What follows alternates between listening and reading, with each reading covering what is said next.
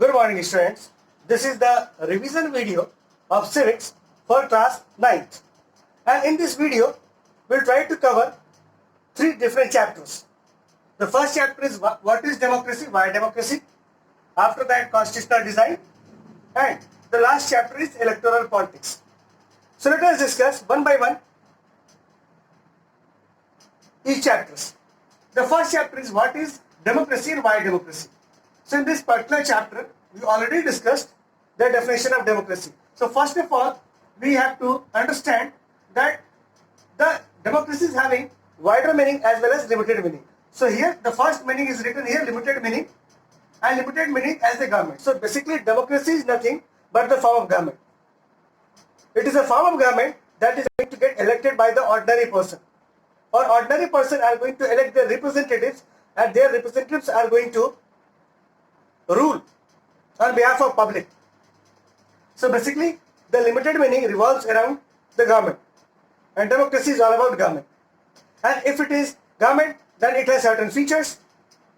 Then what are those features? So let us discuss what are the features. So first feature is that in democracy there is a possibility to choose our representatives.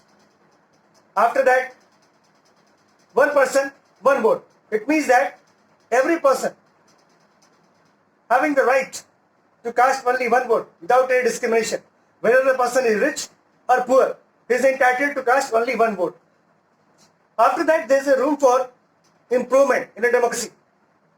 One can change the government in the upcoming election. So there is a possibility that if the government is not working as per expectation of the people, it can be changed in the next election. So there is a provision of proper election after a certain interval of time. In India, it is 5 years. Apart from that, we have to understand in the feature what is the next feature. The next feature is that there is a room for enhancing the dignity. It means that in a democracy, dignity of an individual can be enhanced. When one person will get only one vote without any discrimination, automatically his dignity will enhance. In case of French Revolution, we already discussed that the people are getting the votes on the basis of their property. But in our country, universal adult franchise is in practice, and that is why a person who has completed the age of 18 is entitled to vote without any discrimination. So these were the features. Apart from that, we have to discuss here merits and demerits. So what is the merit and what is demerit? So let us discuss one by one. The first of all, demerit. Merit is that here the public are going to choose among the options. So options are there before the public. The public can choose the best one, the best political parties as per their choice. So option is available. Apart from that, the government can be changed if the government is not working satisfactorily or government is not working as per the expectation of the population or the people. It can be changed. So the government is a dynamic government. It can be changed as per the requirement. So these are the merits. Apart from that, demerits are also there, that election process is involved in a democracy and that is very costly. Apart from that, it is going to lead to corruption. So corruption, investment, lot of money is invested in the election. So here we have to understand it is very costly. Election process is very costly, and that is why democracy is also very costly in terms of election. Apart from that, here the last word is the broader meaning of democracy. So far we discussed the limited meaning of democracy, that limited meaning of democracy revolves around government. But what about the broader meaning? So you have to understand that democracy is not only a government. It is not only a form of government, but it is a complete application. It is a complete principle that can be applied in any sphere of life. Suppose a family is there, and in that family there is a room for consultation, discussion, or advisory. That family can be termed as democratic family.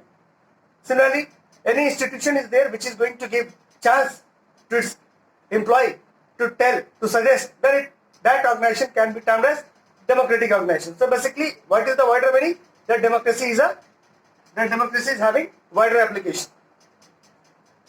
Or democracy is all about principle or application that can be applied in different sphere of life. So this is all about this chapter. Now we are going to move to the constitutional design. That is the next chapter. So in the constitutional design, we already discussed that how the South Africa got freedom from the white regime. It got freedom on 26th of April 1994, and after that Nelson Mandela came to limelight, and finally there was the end of apartheid system. So apartheid system was nothing but the racial discrimination that was going on in South Africa. The whites came to South Africa and they started ruling the black people, originally black people, and after that the racial discrimination was organized there, and that was given the new term apartheid system. So finally 1994 that apartheid system came to an end after the emergence of Nelson Mandela.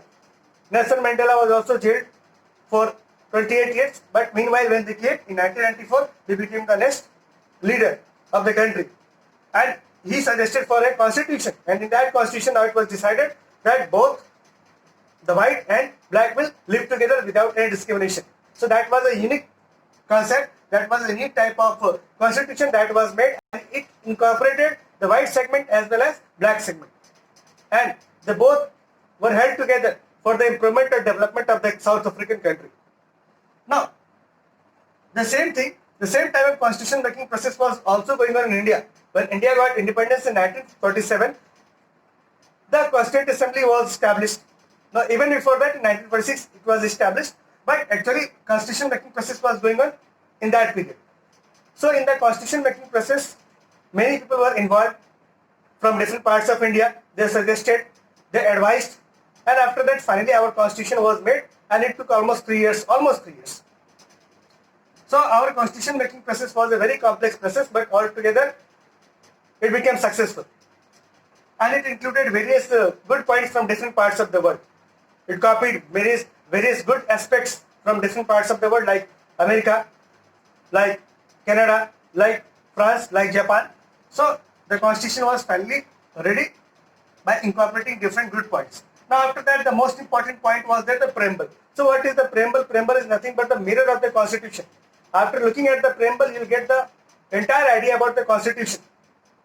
In the preamble, few words are written. First of all, it is written that we the people of India are going to accept this on the 26th of November 1949. And in that preamble, few words are written which are actually the basic framework of the constitution, like word secular, sovereign, democracy, democratic, fraternity, liberty, equality. So these are the basic terms which are written in the preamble, and after reading the preamble we can easily understand the very principle on which the constitution was framed. Now come to the next chapter or last chapter in this video, that is electoral politics. So basically electoral politics revolves around the election. We all know that in a democracy is possible only through the democratic election. But the question is how the election can be termed as democratic election if it will be conducted in a very free and fair manner without any problem, without any discrimination. And here we have to understand that democratic election is the backbone for a democracy. Without democratic election, we cannot expect successful democracy. So that is why election is very important, and particularly democratic election. We already discussed the case of Mexico and China. Here, in those countries, election is organized, but that election is not democratic election because that is not fair. But in India, election is democratic election. Why? Because it is fair and it is conducted by a fair body that is termed as Election Commission of India. So basically, Election Commission of India has been given the task for conducting the election of Lok Sabha and other important bodies of India. Now, Election Commission of India is going to conduct the election, but the election is not a one-day process. It is not a single-day process or a single-phase process. It involves so many steps. So that will come under the system of election. So we already discussed that different steps are there. First of all, the creation of constituency or the area from which the candidate will contest the election. After that, in that we discussed about the reserve constituency that was reserved for particular SC and ST candidate or OBC candidate, not OBC candidate, basically SC and ST candidate. After that, we discussed that nomination of candidate is very important step. After that, we have discussed that how the election process is, how the nomination will be conducted, how the electoral rolls will be made, and finally, on the day of election, how the election will be conducted by deployment of the paramilitary forces like CRPF, CSF, and finally, the result will be declared by the Election Commission of India. So there is a complete system And election can't be termed as a single day process. It includes the entire steps from the date of announcement of the election till the declaration of result. And here the most important thing was the code of conduct that was set by the Election Commission of India regarding the fairness of the election. So we discussed here that how the elections are very important. So this is all about this chapter. Now, in all the three segments, we discussed one by one. First of all, democracy. For democracy, constitution is there, and how the constitution will work in a proper manner if the democracy is going to be established, or if the election that is going to held in the country, it is very democratic. And election is very fair because one fair body is that Election Commission of India under Article number 324, and that is going to conduct the election in a free and fair manner. And that is why our democracy is one of the biggest and finest democracy of the world. Thank you so much.